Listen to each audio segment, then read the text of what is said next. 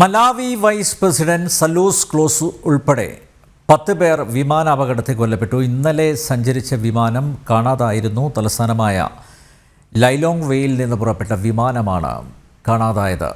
International ഡെസ്കിൽ നിന്ന് ഐസൻ ജോസ് ചേരുന്നു. ഐസൻ, വിശദാംശങ്ങൾ. മല്ലിൻ നമ്പ്യാർ, ഇപ്പോൾ വ്യക്തമായതുപോലെ സുലോഷ് ഷിലിമയുടെ മൃതദേഹം കണ്ടെത്തിയെന്ന സൂചനകളാണ് ഇപ്പോൾ പുറത്തു വരുന്നത്. മലാവി വൈസ് പ്രസിഡന്റിന്റെ അപകടം നടന്നത് ഇന്നലെയാണ്. ഇന്നലെ ഏതാണ്ട് 9:15 കൂടിയാണ് അപകടം നടന്നതെന്നാണ് മനസ്സിലാക്കാൻ സാധിക്കുന്നത്. ഒരു ശവസംസ്കാര ചടങ്ങിൽ പങ്കെടുക്കുന്നതിന് വേണ്ടിയുള്ള യാത്രക്കിടെ വിമാനം തകർന്നു വീഴുകയായിരുന്നു. സൈനിക വിമാനമായിരുന്നു തകർന്നു വീണത് എന്നാണ് മനസ്സിലാക്കാൻ സാധിച്ചത്. വിമാനത്തിന്റെ തകർച്ചയെ സംബന്ധിച്ചുള്ള അന്വേഷണങ്ങൾ നടന്നുകൊണ്ടിരിക്കുന്നു എന്നാണ് അറിയാൻ സാധിക്കുന്നത്.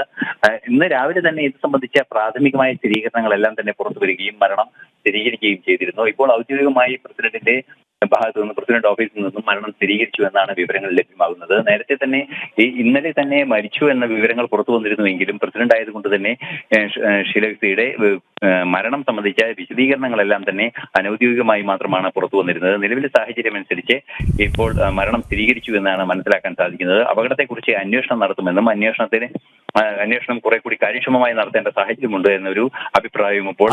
സംശയാസ്പദമായി വല്ലതുമുണ്ടോ? യന്ത്ര തകരാർ ആണോ ഈ അപകടത്തിലേക്ക് നയിച്ചത്, അതോ അട്ടിമറി ആണോ?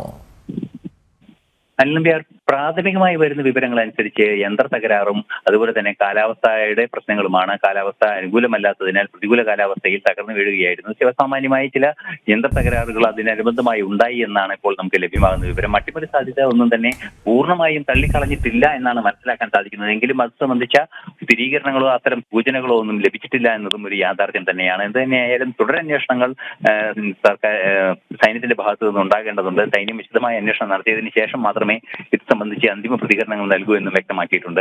ഇത് തന്നെയായാലും അപകടം സ്ഥിരീകരിക്കുകയും ഇന്നലെ തന്നെ അപകടത്തിൽ പെട്ട വൈസ് പ്രസിഡന്റ് മരണമടയുകയും പോസ്റ്റ്മോർട്ടം നടക്കുകയും ചെയ്തു എന്ന് കൃത്യമായും ഔദ്യോഗികമായും ഇപ്പോൾ പ്രസിഡന്റിന്റെ ഭാഗത്തു നിന്നും അറിയിപ്പ് വരുന്നുണ്ട്.